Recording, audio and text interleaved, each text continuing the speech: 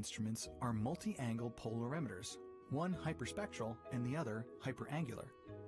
Together, they'll take on aerosols, tiny airborne particles, and clouds, both of which change how sunlight interacts with the atmosphere. The data from PACE will help scientists reveal complex relationships that connect the atmosphere, ocean, and land in ways that help explain changes we see in our own lives, and in ways that impact generations to come. The data from PACE could be used to inform industry and policymakers. To learn more about that, let's bring back NASA's Megan Cruz, who's standing by with one of NASA's lead scientists. Megan? So I'm here now with Nikki Fox.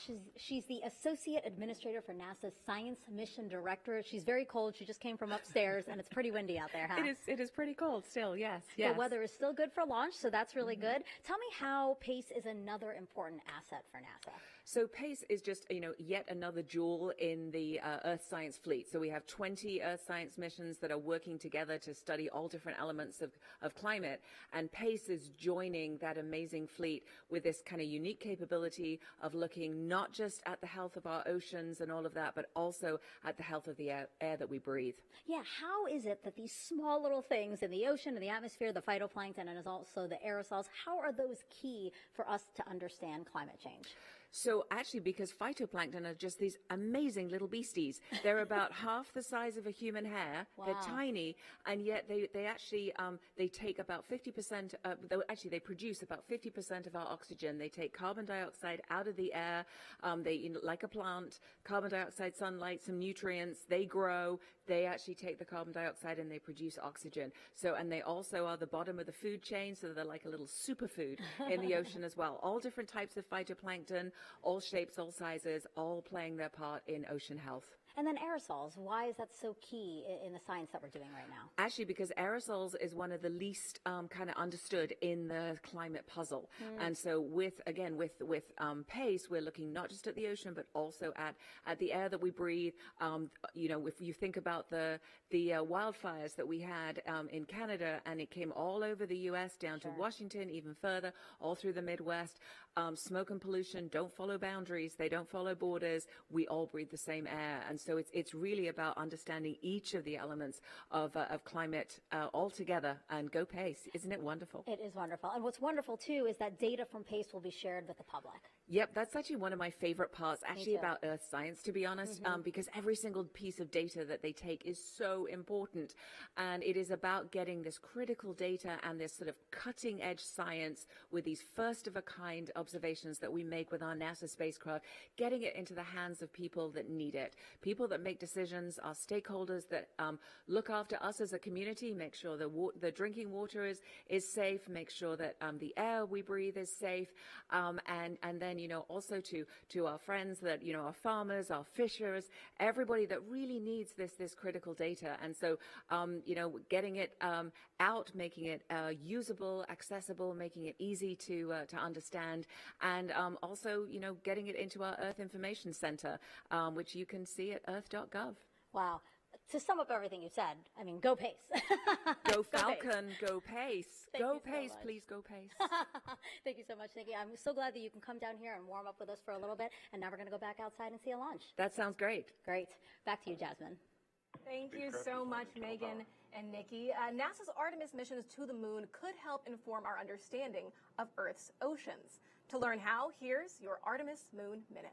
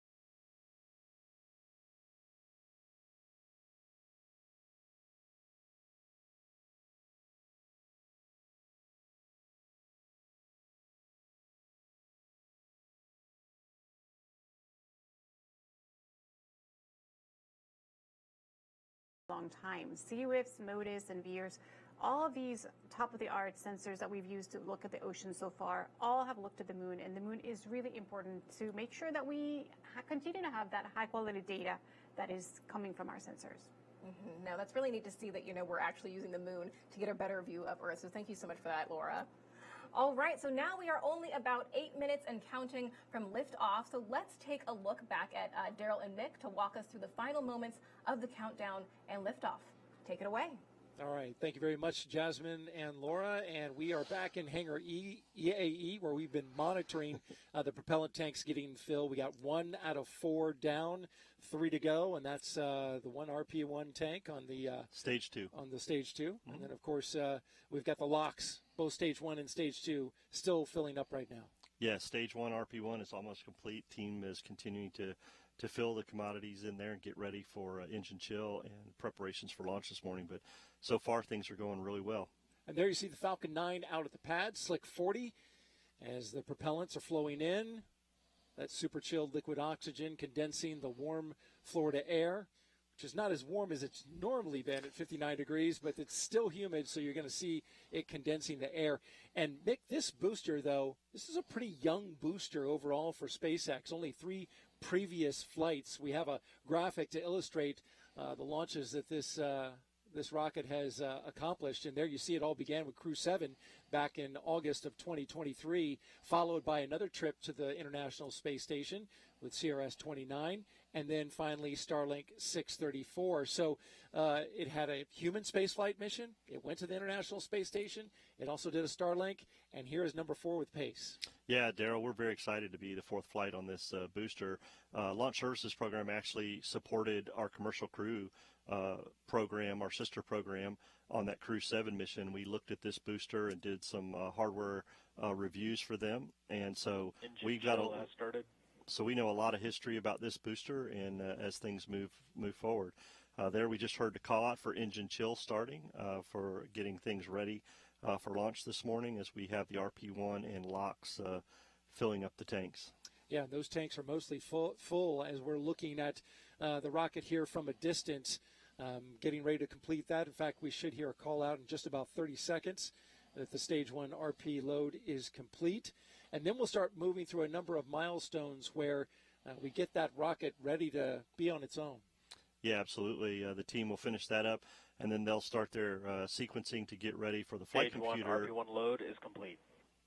And there we heard the call out for stage 1 RP1 load complete. And as I was saying, the flight computer then will take over as sequencing the vehicle to get ready for launch as it sends on its way on that 98-degree inclination that you and Jimmy talked about. It's a steep inclination. It's going to get up into space in a hurry. A Cape Polar Orbit, which hasn't happened for NASA from this location in 60 years.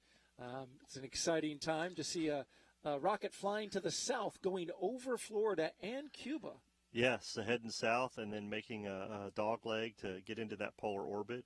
Normally we would do these from Vandenberg Air Force Base out in California, but due to the performance and things that we have on here on the Eastern Range with this Falcon 9, we can do this Cape Polar Orbit out of here. And so very excited to see that happen after 60 years. A number of milestones coming up here shortly in just a few seconds. We're going to retract the strong back that's holding the rocket in place that you see out there on the pad. And we're also going to get the spacecraft on internal power. Test Director Nusha Hagani and her team getting ready.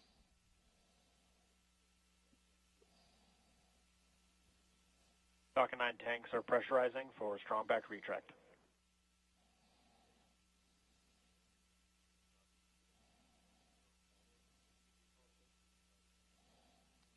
So there we heard strong back retract, as you mentioned, Daryl, and also heard from the launch manager and the SMD for the spacecraft that they are on internal power and configured for launch. So things are moving along here very quickly as we get ready to get down to T0. Strong back retract has started. And liftoff pace this morning. And now the strong back will retract just about 2 degrees prior to launch. It'll go further once the rocket lifts off, clearing the way to allow the rocket to go.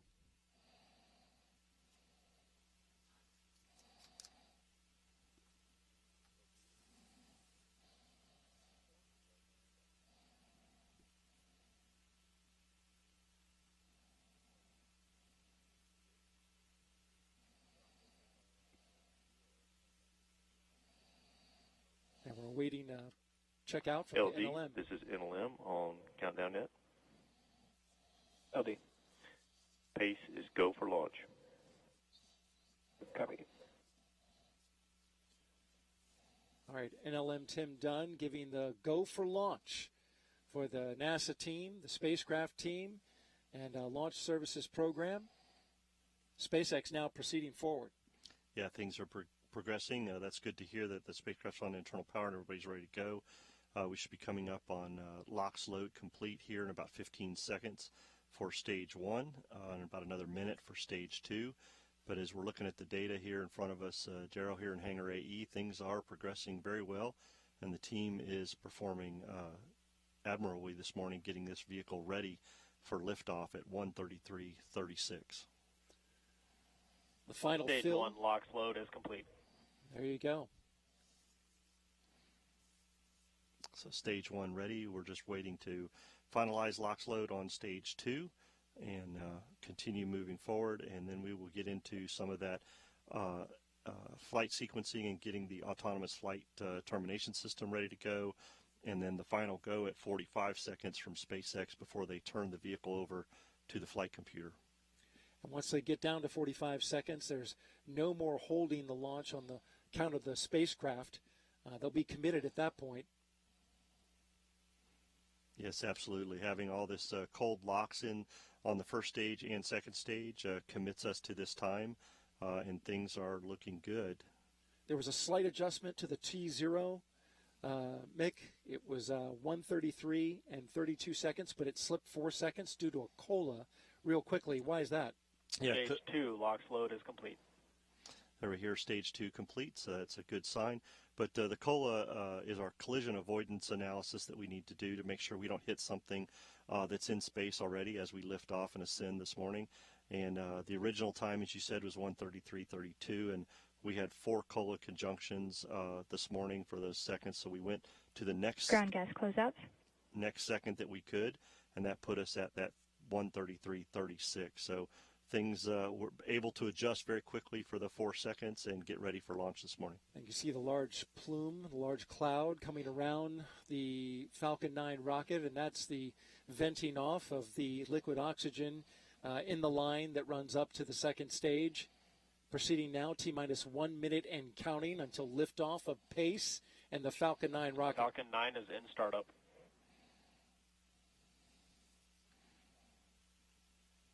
So there we hear Falcon 9 is startup, configuring all the systems.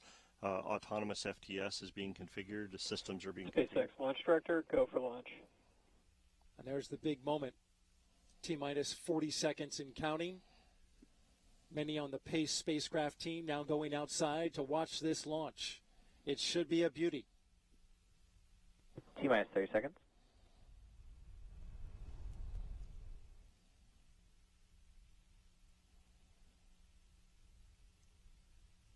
All systems are go. Getting down to the final seconds. 15 seconds. T-minus 10. 10, 9, 8, 7, 6, 5, 4, 3, 2, 1. Booster ignition.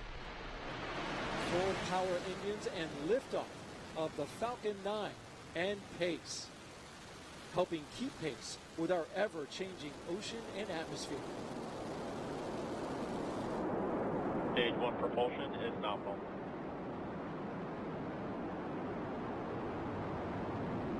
All 9 Merlin engines lit up and roaring. 1.7 million pounds of thrust.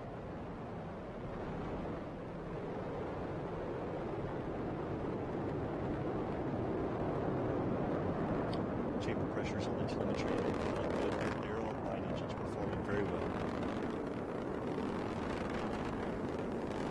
It's great news. Power The and rocket telemetry nominal. makes its steep climb into its orbit. And ride about 2 minutes on the first stage. A view from the rocket camera. Dual supersonic. Here we hear Falcon 9 supersonic coming up on max Q, maximum dynamic pressure on the launch vehicle. Max Q. Pass through max Q, the vehicle continues to perform Nominally, all 9 engines firing.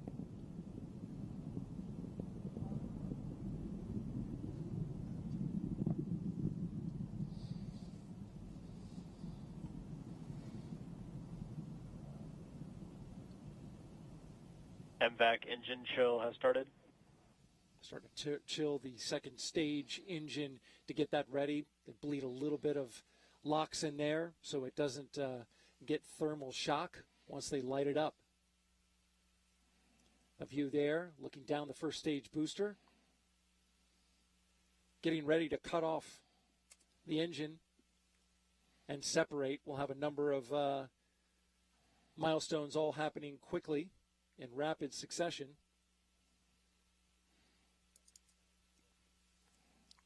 We're about 10 seconds from main engine cutoff, and then we'll have stage 1, 2 SEP, and then stage 2 ignition.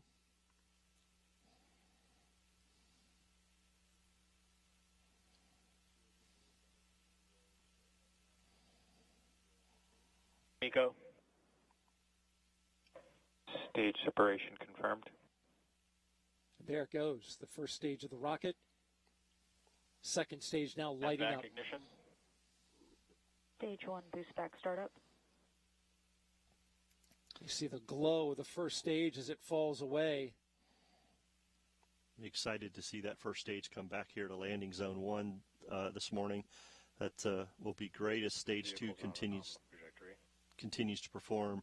Getting that stage back here will be exciting. If you're here on the Space Coast and you're watching, get ready for a double thunderclap at just about T plus 7 minutes, 7 to 8 minutes.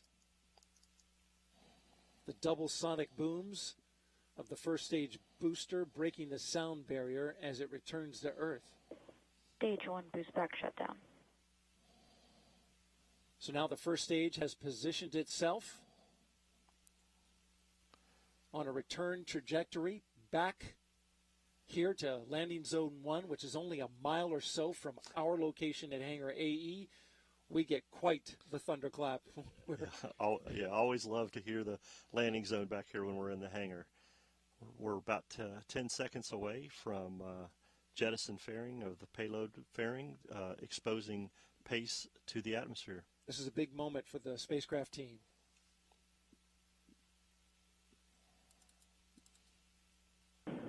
Fairing separation confirmed.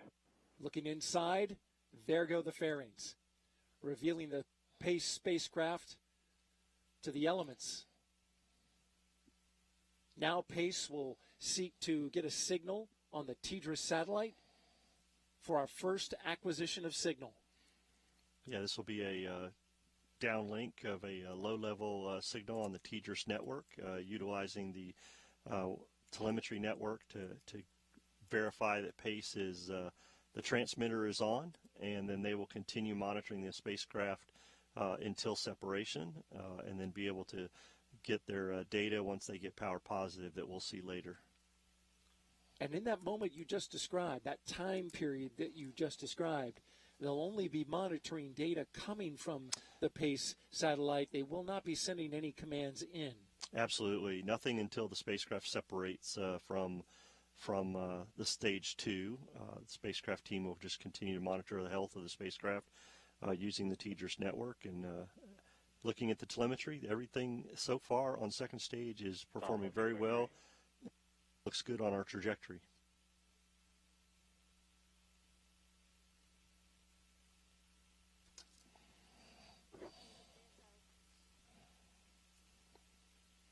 They just made a call. Somebody called ASO, but nobody's answered.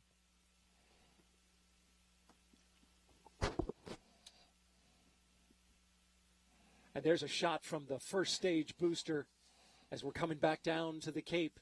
You can see the lights of the Space Coast. It's a pretty shot.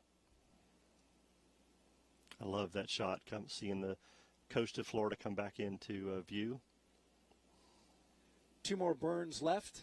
Stage 1 entry burn startup. That's the first one, the entry burn, for about 30 seconds. You see it lighting up now. Grid fins are out to help give it a precision landing, guiding the first stage booster back to landing zone 1. Split screen now. Well, we did have it. There's Stage a shot. 2 FTS is saved. There's a shot of the booster coming back down from the ground. Stage 1 entry burn shut down. Stage 1 FTS is saved. All right, and in comes the first stage booster. Second stage continuing on a nominal trajectory.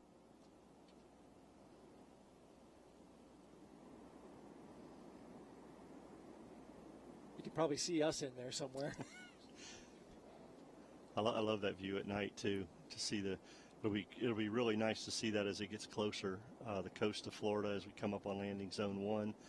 Stage 2 continues to perform nominally Stage on 1 a great trajectory for Stage 2 as spacecraft continues to look very well during this flight. Stage 1 landing burn.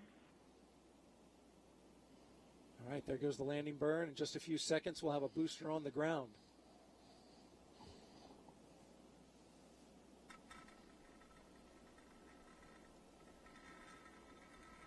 A look from the ground. We hear the thunder here at we Hangar hear those AE. double claps. Landing leg deploy. Here she comes.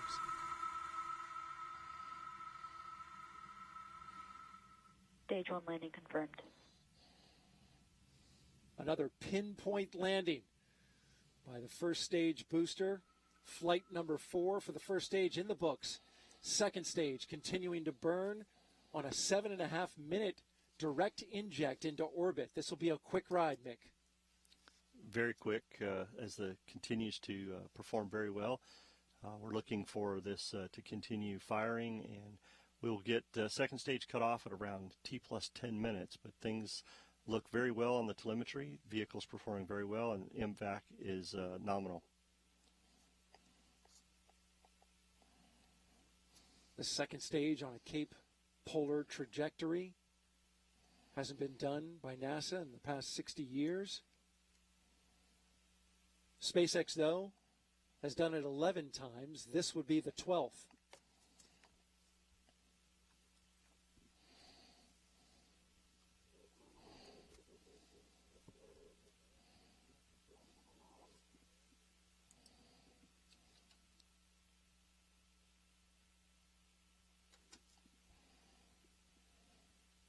T+9 minutes on the count. Just about 3 minutes left. Actually, check that. Just about a minute left on the stage 2 burn. There will only be one stage 2 burn. Yeah, as Jimmy explained to us in the trajectory, this is a direct inject sun synchronous orbit. So just a single burn for the stage 2 this morning. And things continue to look well.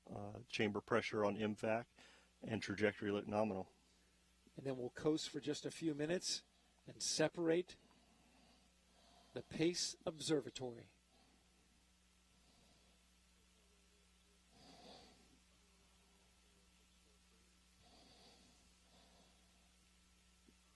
Standing by for stage 2 cutoff, known as SECO 1.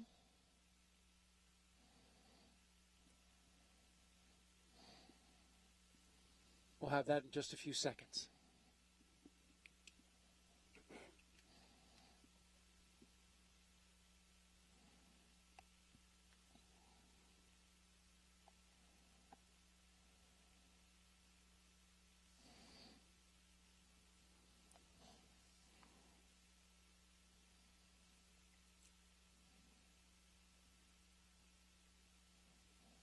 MVAC shut down. All right, there you have it. Now we're going to coast for a few minutes and take a look at the forward-facing camera so we can see the Pace spacecraft, which is being monitored by the spacecraft team.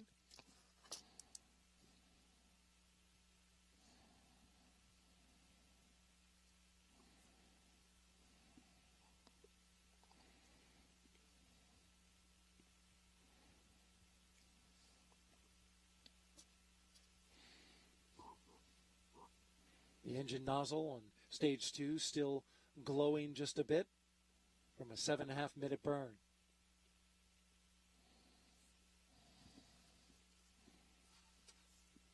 The all telemetry on stage 2 looks nominal for the flight. Looks like a very good stage 2 performance so far. So we'll see how things go as we get ready for spacecraft separation. Now just about 1 minute away. This is a big moment for the PACE spacecraft team, one in which they're holding their breath a bit. There you see PACE now. I love that camera view from the front of the stage 2, looking at the PACE spacecraft out there in that dark space right now. Things are looking really well, and I love that. Love to see that camera view. Dark indeed, as they launched into an orbital eclipse. So PACE has no sunlight on it, as you can see. But the hope is once they get those solar arrays deployed, a critical moment, they're going to be looking to get power on it. There goes PACE. Payload separation confirmed. Off into space on its own, flying free. We've got applause here at the Mission Directors Center at Hangar AE. Looks like a good separation. Vehicle pretty stable. Yeah, launch vehicle performed very well today, and glad to see PACE separated. We've got a few more milestones that the team will be working on to get PACE to power positive. Hopefully we can have this view for a bit longer. You see stacked to the right side of the screen, the 3 lines. Those are the solar arrays. It's a 3-panel array. And once the guidance and navigation control system senses that it's got basically nulled the rates, the spacecraft is stable, it'll start to deploy those solar arrays. And it will be done autonomously.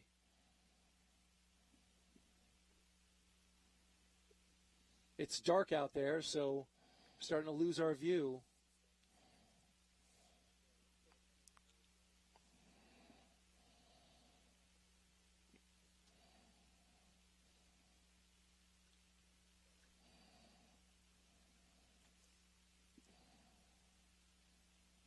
We are now passing the milestone in which we expect the solar arrays to be deployed.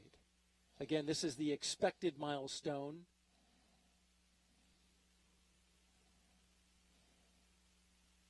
It's dark out there. Again, no sunlight.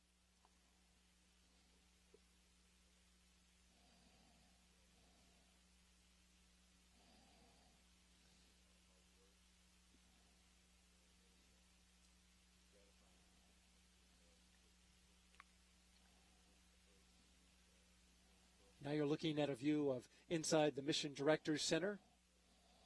That front row there, staffed by the team from the Goddard Space Flight Center as they look anxiously at their monitors.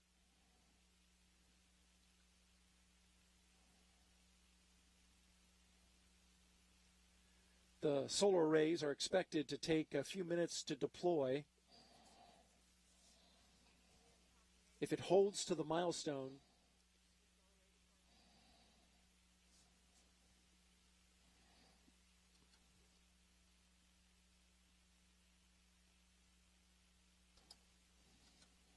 so we just got word that they have confirmation the solar array deploy has begun. Again, solar array deploy has begun for the spacecraft. It's a 3-panel array. It's a critical milestone. And what goes hand in hand with that, Mick, is for the GNC, the Guidance, Navigation, and Control, to get that spacecraft and that solar array sun pointing. Can't do it yet because there is no sun in its current state.